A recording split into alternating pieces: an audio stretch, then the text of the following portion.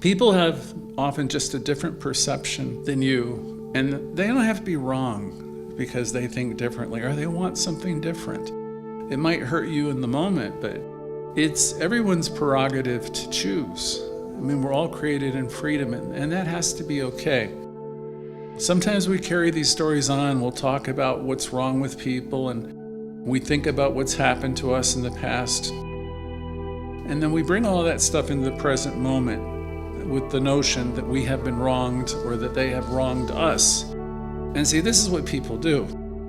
So if I'm walking around with, to me, the sky is falling, this person has wronged me, the church has wronged me, people have wronged me, and nobody understands me, and I've been wronged. When you do that, right, and this seems we all do a version of that, we might start thinking of these people as being not good or bad or whatever. We think in terms of the other person as what's wrong with them, what's missing. It's smarter always to talk about behavior that may not be right rather than assigning blame to people. People do things, they're evolving and growing, and they do things that you don't like. If you're talking about their behavior, that's one thing. But there's not, in fact, bad people. There's people who do things that, from your point of view, okay.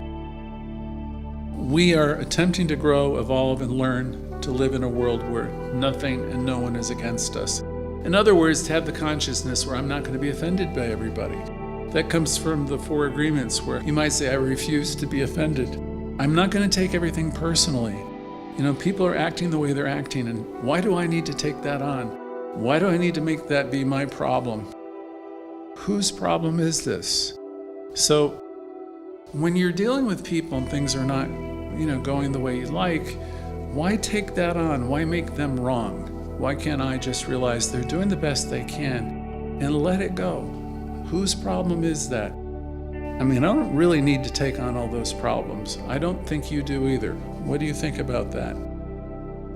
Whenever you find yourself doing a generalization about any group, because each of us know that every person is truly an individualization of spirit. So whoever this person is in front of you or that you're thinking about is manifesting life at their level of understanding. In terms of humanity, in terms of people, in terms of America, in terms of the world, the house is not really divided. It cannot be, ultimately. There's always an activity that's bringing people toward greater unity. And that's something you want to hang on to forever and ever and ever. Because God is the truth, and the truth is oneness. So there's always this divine activity that's healing and bringing things together. It's healing me, it's healing you, it's healing New York, it's healing America, it's healing every country in the world. So that's the thing. A true metaphysician is going to go back and know that there is spirit, there is God, and that's the first reality, because the truth is always going to be there is this presence and there is this power.